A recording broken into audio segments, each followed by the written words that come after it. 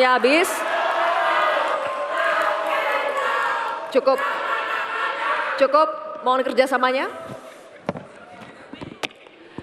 Baik, hadirin sekalian, kita akan masuk ke sesi tanya jawab yang terakhir, yakni calon wakil presiden nomor urut 1, Bapak Muhaimin Iskandar, dan calon wakil presiden nomor urut 3, Bapak Mahfud MD.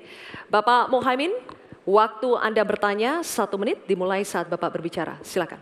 Prof. Mahfud yang saya hormati, calon wakil presiden, bahwa kita saksikan hari ini 9 tahun terakhir ini ya, kerusakan iklim, lingkungan hidup yang mengkhawatirkan, kemudian bencana ekologis, banjir, longsor, dan berbagai keadaan sulit lainnya terjadi. Ini bukan main-main, ini serius. Nah, kalau mau jujur, kiamat makin dekat ini. Kok dianggap biasa-biasa saja, gimana Pak Mahfud? Karena itu saya ingin menyampaikan data-data penting nih, catatan saya ini. Konflik agraria semakin banyak dan tidak diatasi. Petani kita semakin kurang memiliki hak atas akses lahan. Bahkan banyak yang masih 17 juta di bawah setengah hektar. Ini bukan soal nakut-nakuti, ini fakta yang harus kita atasi. Bagaimana menurut Pak Mahfud? Apakah ini kesalahan visi atau kesalahan kepemimpinan?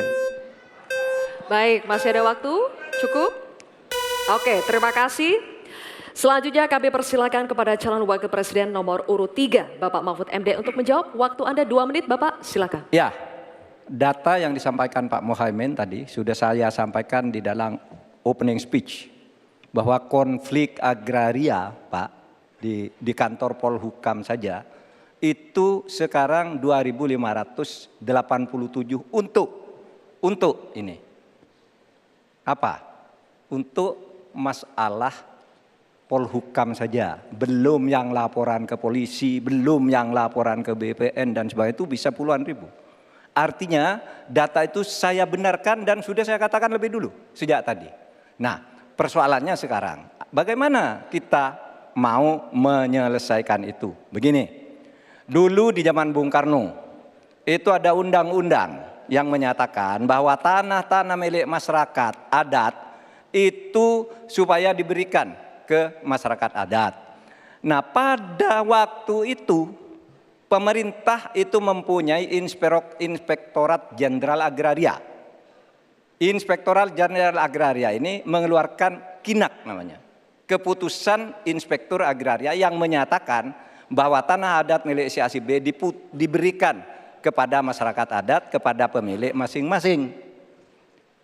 Nah, tetapi sesudah zaman Orde Baru muncul BPN, sehingga dikatakan bahwa yang disebut sebagai produk KINAK itu bukan bernilai sertifikat, sehingga menjadi mentah lagi Pak persoalannya.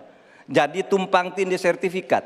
Pada saat KINAK itu dikeluarkan, itu secara hukum sah.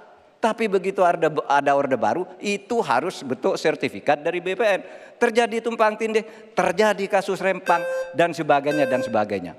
Oleh sebab itu, menurut saya ini harus dibuat kesepakatan bagaimana cara menyelesaikan ini. Selesai. Baik Pak Mahfud, terima kasih. Selanjutnya, kami persilakan kepada calon wakil presiden nomor urut 1, Bapak Muhaimin Iskandar untuk menanggapi. Waktu Bapak 1 menit, silakan. Ya, banyak masalah yang menjadi kendala terlaksananya reforma agraria. Salah satunya birokrasi kita, kesungguhan politik kita, kemauan kepemimpinan.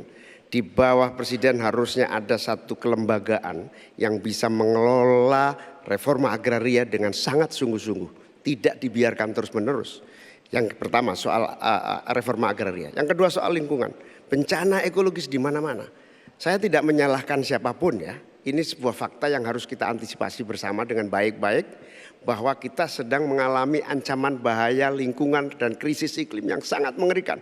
Panas global yang masuk kepada bagian dari mengakibatkan petani kita gagal panen, gagal tanam dan seterusnya menjadi masalah. Saya hanya mengajak Pak Prabowo, Pak Gibran, Pak Mahfud, Pak Ganjar, saya, Mas Anies dan siapapun untuk kita sama-sama tobat ekologis, memperbaiki ke depan menjadi lebih baik lagi.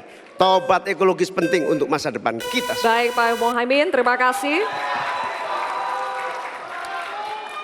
Sekarang kami persilakan kepada calon wakil presiden nomor urut 3 Bapak Mahfud MD untuk merespons tanggapan dari Bapak Muhaimin. Waktu Bapak 1 menit dimulai saat Bapak berbicara. Setuju, karena yang diusulkan Pak Muhaimin tentang lembaga reforma agraria itu memang menjadi salah satu bagian dari misi kami pada tahun ini. Jadi kami punya tim reformasi hukum nasional yang melibatkan pakar dari berbagai kampus. Kesimpulannya, masalah agraria ini harus ada sebuah badan khusus yang nanti menangani. Misalnya begini, ada sekian ribu kasus, ini yang berat dikategorikan 3 misalnya. Kita katakan, yang kategori 1 harus selesai dalam 6 bulan, kategori 2 selesai 6 bulan, kategori 3 selesai dalam 6 bulan. Lalu kita mulai lagi menata kehidupan kita di bidang pertanahan. Sehingga tadi proses deeding atau kesepakatan untuk kinak dan sertifikat tanah itu akan menjadi bagian dari apa yang sudah kami rencanakan. Selesai. Oke, baik. Terima kasih Pak Mahfud. Baik, silakan berikan apresiasi untuk ketiga calon wakil presiden yang telah menjalani sesi tanya jawab. Hadirin dan pemirsa, usai jeda kita akan kembali dengan segmen pernyataan penutup dari ketiga calon wakil presiden kita. Tetaplah bersama debat keempat, calon wakil presiden pemilu tahun 2024.